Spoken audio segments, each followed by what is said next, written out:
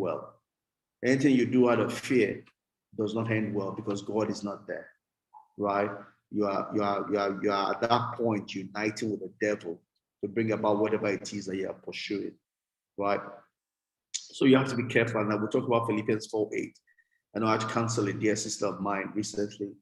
She also, nothing was wrong, but her mind just started dwelling on the future. And it was all dwelling about the negative things that can go wrong. And she began to create a monster where there's no monster. It started going towards a part of depression, right? And we shared together and she was able to catch herself, And I pointed out to the same Philippians 4:8. She needs to guide the way she thinks because it's so subtle. The enemy is so subtle, right? You just think that, I'm being realistic. Oh, I'm not pessimistic, but I'm realistic. Oh, if Buhari is still there and the exchange rate goes the way it's going, it might get to so. Oh, I will not be able to pay the school fees of my children. Oh, I will not be able to buy the house. Oh, I will not be able to maintain the house. Oh, this. Yeah, it makes sense, so. But it doesn't make God, right? Because who told you a miracle cannot occur? It's just like in Israel when God said that this very day everything will crash. And that man would show that the king was resting. It's not possible. Even if God opened the sky, he said, you must never get to that point. You must always believe God. Believe God that with God all things are possible. All things are possible. Even the ones I cannot imagine is possible. That has to be our faith in God. Someone says that you can live life one of two ways. As if everything is a miracle, right? And that brings you to a place of thanksgiving. We need to believe the supernatural. We need to believe God. But that should also draw us. The other negative to it is that a lot of people get to that point and stop living. They are always expecting things to happen. Oh, God will do it. God will do it. They are not doing your own part. See, that's what a lot of people miss it.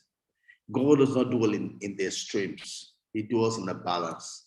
Whatever we have to do, whatever is in our hands to do, God requires that we do our part, and He will do the remaining. But if we don't do our part, He will not be able to do the remaining because His remaining needs to sit on top of what we have done, right? It's not God alone. It's not we alone. It's God and us that brings about the miracles of our life. Again, don't forget, God brings grace. We bring faith. Our faith is shown in what we are doing. When grace and faith meet together, the supernatural occurs, right? So let's go to the next quote, which is the last one. It says, and this is by Dallas Willard. Dallas Willard is a former pastor, but he retired from pastoring and is teaching in a seminary. And so he's an elderly person in faith. And he says, faith is not opposed to knowledge. We know that, right? Faith does not say, I don't want to know. Faith does not deny the fact.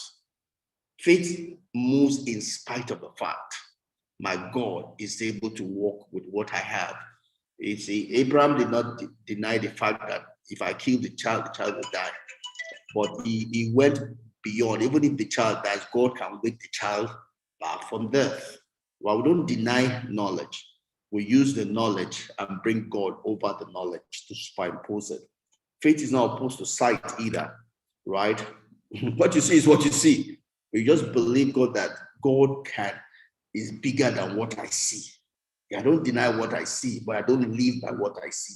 I believe that God can override what I see, right? And that grace is not opposed to effort. I have to do my part.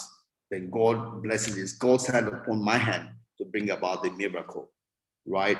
And God, but it says faith is opposed to earning, meaning that faith is opposed to me feeling that I'm entitled. I'm entitled to the miracle. God will disappoint you. God has a way and He loves disappointing people. And that's why He says that to the humble, He gives more grace. But to the proud, He says He will stand in your way. He will be the one that will make you fall. You think that you have the strength to do it, He will make you fall. God will stand against you. You begin to fight against God Himself. May God not fight against us all. Amen. That's all I. All right, I'll see you tomorrow by God's grace. Have a great remaining of the afternoon. Thanks for coming. God bless you. God bless. Shalom. All right. Shalom.